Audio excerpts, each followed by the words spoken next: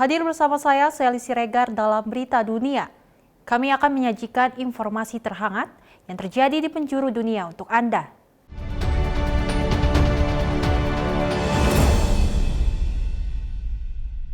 Langsung saja ke berita pertama, pemirsa. Beragam strategi dilancarkan tim pemenangan semua capres dan cawapres untuk merebut suara diaspora Indonesia di Amerika Serikat. Tetapi apakah diaspora Indonesia sudah merasa diperhatikan? Berikut beritanya untuk Anda. Dalam pekan-pekan terakhir jelang pemungutan suara pemilu RI di Amerika Serikat, masing-masing tim sukses optimistis calonnya bisa merebut suara diaspora. Pasangan Amin pada hari ini berkumpul dengan rasa antusias yang tinggi sekali. Semuanya berantusias untuk memilih calon kita Prabowo dan Gibran. Jadi kita juga optimis untuk memenangkan Ganjar Mahfud, terutama di daerah DC, Maryland, Virginia. Namun tidak semua diaspora Indonesia sudah menentukan pilihan. Seperti Rizdiana yang mengeluhkan kurang aktifnya tim sukses menjangkau komunitas secara langsung. Nah, jadi emang pengennya sih kalau bisa emang pernah ada yang tersentuh gitu. Jadi kalau misalnya memang ada dari warga kita yang jauh juga kayak gini, ada harapannya, keinginannya yang pengen didengar, itu mungkin bisa disampaikan langsung gitu. Dan perwakilannya kan di sini mungkin bisa menyampaikan langsung ke kandidat-kandidatnya secara langsung karena mungkin lebih closeness-nya ada gitu. Di Amerika Serikat ada sekitar 43.000 pemilih dalam daftar DPT yang tersebar di seluruh AS. Kantong pemilih diaspora besar antara lain di Los Angeles, San Francisco, dan Chicago. Pencoblosan di kota-kota di Amerika Serikat ini dilakukan dalam beberapa hari berbeda. Di Philadelphia misalkan dilangsungkan pada Selasa 6 Februari, sementara di Washington DC pada Sabtu 10 Februari. Namun semuanya akan dihitung secara bersamaan pada tanggal 14 dan 15. Jelang pencoblosan, masing-masing tim ses terus berebut suara diaspora. Pendukung Anies Muhaimin berkonsolidasi di Houston, Texas. Beliau memberikan akses terbuka bagaimana kita bisa mengkritisi langsung apa yang menjadi nantinya kebijakan. Sementara pendukung Prabowo Gibran menggelar deklarasi di kota New York dan mengingatkan pendukung untuk menjaga pemilu damai. Benarlah ya, jangan komunikasi itu yang simpang siur, yang tidak jelas kita share, jadi make sure stick pada program-program yang ada. Di sisi lain, pendukung Ganjar Mahfud menarik perhatian diaspora lewat bazar dan seni budaya. Sambil menikmati makanan, sambil menikmati musik, dan itu yang kita terus dengungkan ya bahwa Pak Ganjar dan Pak Mahfud ini adalah tokoh terbaik Indonesia. Suara pemilih di Amerika Serikat masuk dalam Dapil Jakarta 2 yang meliputi Jakarta Pusat, Jakarta Selatan, dan luar negeri. Dari Washington DC, Rio Tuasikal, Badi Rahayu, Randy Wicaksana, dan Azman Fadilah, VOA. Kota Philadelphia di Amerika Serikat lebih dulu menggelar pemilu Presiden RI bagi diaspora Indonesia daripada banyak kota lainnya. Pemungutan suara berbuntut antrian panjang, justru terjadi di malam hari usai jam kerja para pekerja sektor informal. Dimulai dengan pembacaan sumpah panitia pemilu pada jam 9 pagi. Jujur, adil. Pelaksanaan pemilu di Philadelphia berlangsung hingga malam hari. Mayoritas pemilih baru ramaikan lokasi kotak suara keliling setelah jam kerja mereka usai. Karakteristik penduduk di wilayah kota Philadelphia banyak yang bekerja shift gitu ya.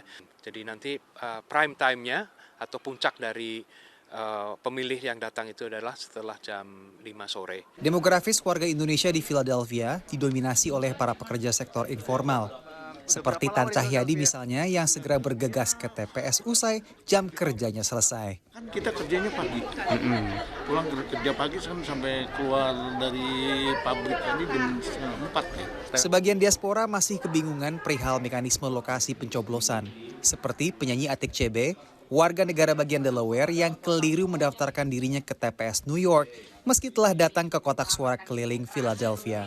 Aku daftarnya sudah dari bulan Mei tahun lalu dan katanya akan dikirim, tapi ternyata baru 2 hari yang lalu aku baru dapat itu suratnya, dan itu pun ternyata di situ cuma 1 lembar paper gitu, dibilangnya TPS-ku di Queen New York. Sebagian WNI yang tengah berwisata ke AS harus dialihkan untuk mencoblos di New York karena namanya sudah terdaftar di DPT di Indonesia.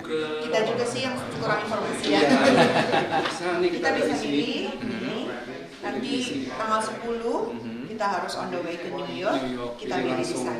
Karena excited, mau dong ke New York. Maximiliano lahir dan besar di Amerika, tidak pandai berbahasa Indonesia, dan pertama kalinya ikut pemilu Indonesia di Amerika. There's a little bit because there's a bit of language barrier, but since my parents speak a bunch of Indonesian language at home, to communicate to us to keep our Indonesian heritage with us.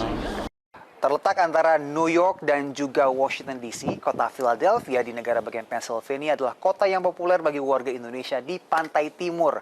Kota Philadelphia adalah kota metropolitan dengan populasi Indonesia terbesar kedua di pantai timur setelah kota New York. Berdasarkan data KJRI New York, warga Indonesia di Philadelphia mencapai 10.000 orang. Cara yang terdaftar, warga Indonesia yang terdaftar di kami atau yang lapor diri itu sekitar 5.000. Tetapi kami meyakini yang tidak lapor diri itu jumlahnya bisa sama atau 2 kali lipat dari yang lapor diri.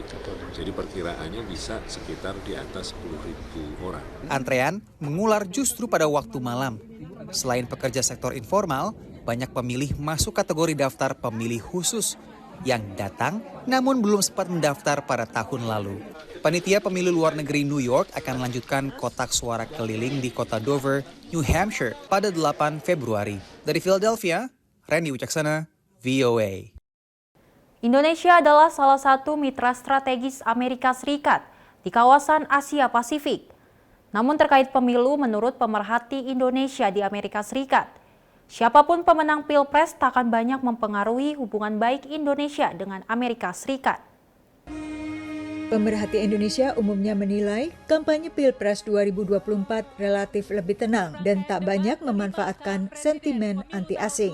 Yeah, I think it seems to be a relatively calm, if I can use that term, election campaign, and with each of the candidates offering their positions in a pretty responsible and reasonable way, which is good.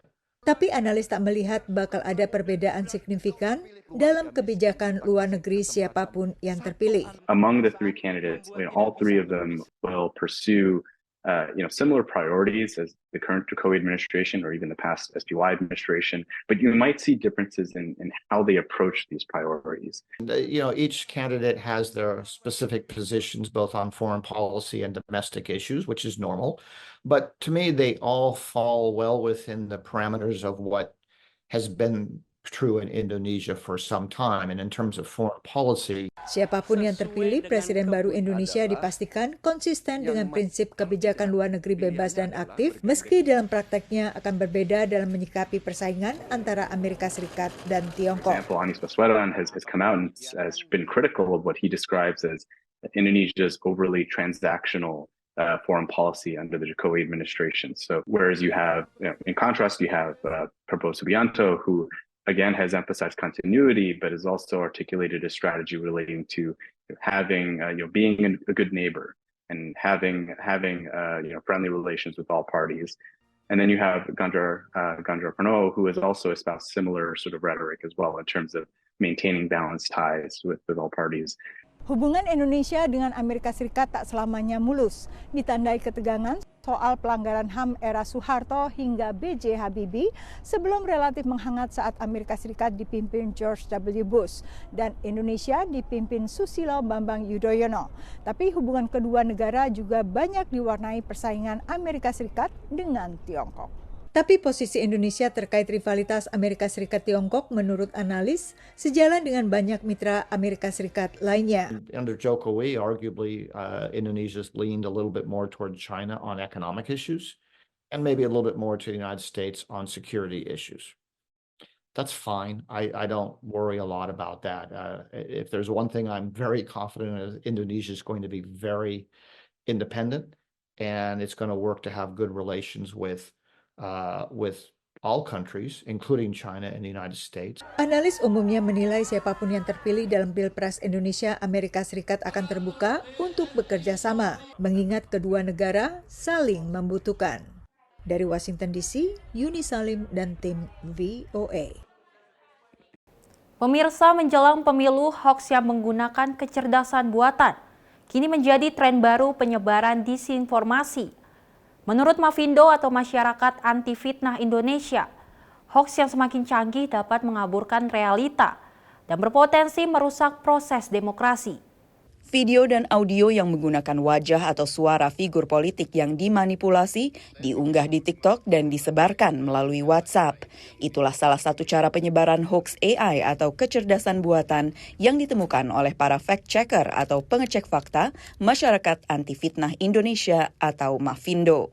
Hal ini menjadi tren baru pada pemilu 2024. Kita selama 2014, 2019 sampai 2023 kita mengamati apa yang termasuk untuk 2024 ini ya, perbedaan-perbedaan dari operasi hoax.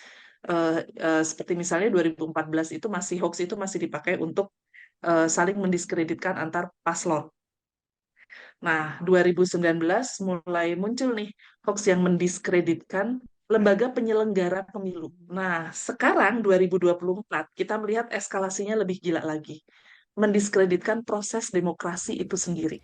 Baru-baru ini, hoax AI yang telah dibuktikan palsu oleh Mafindo lewat laman Turnback Hoax, salah satunya adalah rekaman percakapan palsu antara Capres Ganjar Pranowo dan Ketua PDIP Megawati Soekarnoputri yang bernada negatif. Ada juga video yang telah dimanipulasi yang menunjukkan Capres Anies Baswedan dan Prabowo Subianto berbahasa Arab. Hoax itu kan bukan hanya dalam bentuk mendiskreditkan ya, juga banyak hoax yang mengglorifikasi. Padahal sebenarnya nggak kayak gitu. Tidak hanya Indonesia yang menghadapi ancaman hoax AI menjelang pemilu, tapi juga lebih dari 50 negara di dunia yang tahun ini juga mengadakan pemilu, termasuk Rusia pada bulan Maret dan AS pada bulan November. Menurut Deep Media, mitra dari Dephan AS untuk mendeteksi informasi palsu buatan AI, ada sekitar 500.000 konten video dan audio deepfake yang disebar pada 2023. Sementara di AS sejak Oktober sudah ada impres penggunaan AI, tapi hingga kini belum ada UU yang disahkan. Fortunately, we don't have a whole lot of power, to say the least. So we're just hoping that the news does their job. And there's so many random people that could be doing those things that it's probably going to be next to impossible to really stop. Pakar menekankan pentingnya peraturan tersebut bahkan sebelum pemilu dimulai.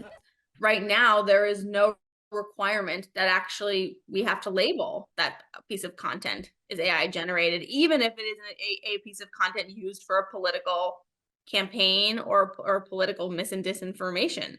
Indonesia juga belum punya regulasi khusus AI, tapi menurut pemerintah, UU ITE dan PP PTSE atau penyelenggaraan sistem dan transaksi elektronik bisa digunakan. Dari Washington DC, Valdia Baraputri dan tim VOA.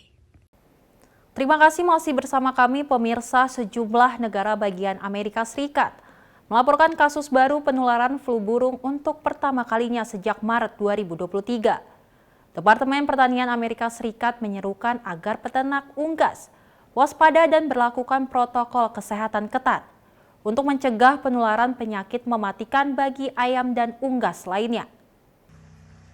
Pada Desember lalu, Mike Weber mendapat kabar yang paling ditakutkan banyak peternak ayam seperti dirinya. Ayam petelurnya tertular flu burung alias avian influenza. In some of our buildings, the virus got to the birds so bad and so quickly. You walked in and the birds were just dead. And heartbreaking doesn't describe how you feel when you walk in and perfectly healthy young birds have been just laid out. Sunrise Farms yang didirikan kakek buyut Mike memberlakukan protokol kesehatan ketat, tapi tetap saja ayamnya ternyata tertular. The first thing you have to do is to kill every chicken on the ranch because they're like a virus factory and they're going to be putting out all sorts of virus into the air and it can infect other ranches. Pemerintah Sonoma County, negara bagian California, tidak jauh dari San Francisco, menyatakan darurat flu burung. The bird flu comes from flying ducks. The duck season is now. They're flying through California, and that's where we get this strain of bird flu. It's from them. For our county, this is unbelievable what's just happened. The town that we live in, Petaluma, is known as the egg basket of the world. It's devastating to see that egg basket go up in flames.